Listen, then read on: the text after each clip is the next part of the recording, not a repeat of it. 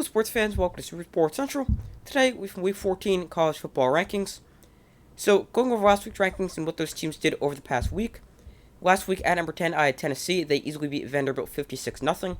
9 was Oregon. They lost to in-state rival Oregon State, losing 38-34. 8 was Clemson. They got upset by South Carolina, losing 31-30. 7 was Alabama. They got the win over Auburn, easily winning 49-27. 6 was LSU. They were upset by Texas A&M, losing 38-23. 5 was USC. They beat Notre Dame, winning 38-27. 4 was TCU. They destroyed Iowa State, winning 62-14. 3 was Michigan. They beat Ohio State, winning 45-23. 2 was Ohio State. They lost to Michigan, losing 45-23. And 1 was Georgia, who beat Georgia Tech, winning 37-14. So this week's rankings, at number 10, I'm going to go with Kansas State. So they enter my rankings after they defeated in-state rival Kansas by a score of 47-27. I thought about keeping LSU here, but I had them at 6, and I felt that a 15-point loss to a bad Texas A&M team, I could not only drop them 4 spots to 10, so I dropped them further. And Texas A&M is bad, and they're that bad that they're not even bowl eligible. So LSU falls out of my top 10. Kansas State enters, and they get the rematch with TCU next week in the Big 12 championship game. 9, I have Washington. So they finished the regular season on a high note with 6 straight wins.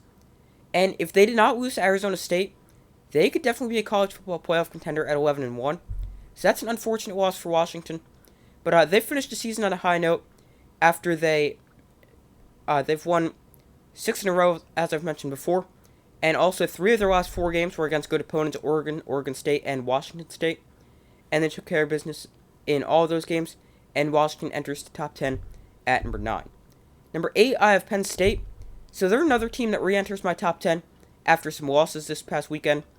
So they beat Michigan State. They finished the regular season at 10-2 after a good season.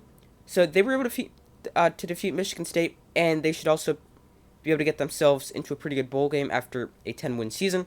And Penn State comes in at number 8. Number 7, I have Tennessee. They got the big bounce-back win over Vanderbilt after getting embarrassed by South Carolina last week. They did it without quarterback Hendon Hooker, who tore his ACL in the loss to South Carolina.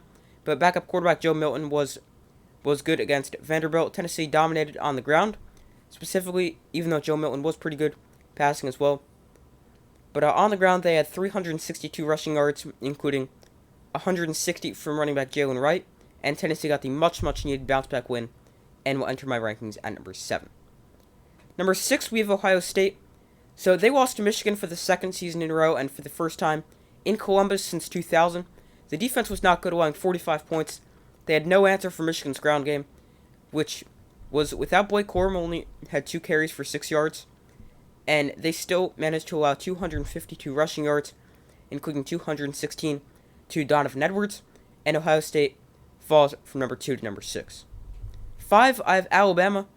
So they get the win over rival Auburn in the Iron Bowl. And they won easily.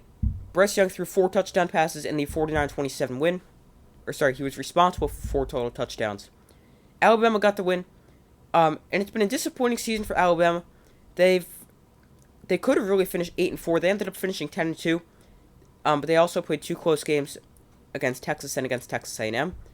And the playoff could still definitely be a possibility for Alabama if a top 4 team loses next week. And now getting into my top 4, we have USC at 4. So they get the big win over Notre Dame, showing that they could beat another good team, where they beat Notre Dame, winning 38-27. USC moves into my top 4, and C.J. Stroud left the door wide open for the Heisman Trophy. Caleb Williams took advantage, and he was the reason USC won this game. His ability to extend plays with his legs, get outside of the pocket, find an open receiver downfield, or go running for a score. He was the reason USC won. If they didn't have that difference maker like Caleb Williams at quarterback, they would not have won that game. And I think Caleb Williams also won himself the Heisman, as USC essentially secured themselves a playoff spot as long as they don't lose next week against Utah. And in the Pac-12 championship, they do face Utah, and that is the team they lost to, so that's going to be very interesting. But right now, USC comes in at 4. 3, I have TCU. They got the dominant win over Iowa State, winning 62-14. They haven't blown a ton of teams out this season, but they showed they could do that against a bad Iowa State team. And now I've heard some people say they were going to lose to Iowa State this week, but once again they silenced the doubters, and they finished 12-0 for the third time in program history, and they come in at number 3 for me. Up next is Kansas State in the Big 12 championship game. Coming in at number 2, we have Michigan. So they beat Ohio State for the second year in a row. They won without their best running back, Blake Corum, and still ran for 250-plus yards.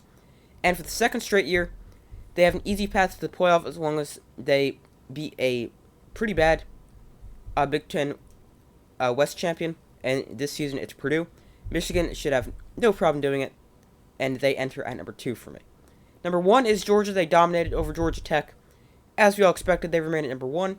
Up next for them is the SEC title game against LSU. And my updated college football playoff predictions, we have 1 Georgia, 2 Michigan, 3 TCU, and 4 USC. But now Alabama could sneak in there. Even Ohio State could sneak in there if TCU or USC lose, or both could. If both lose, both could get in.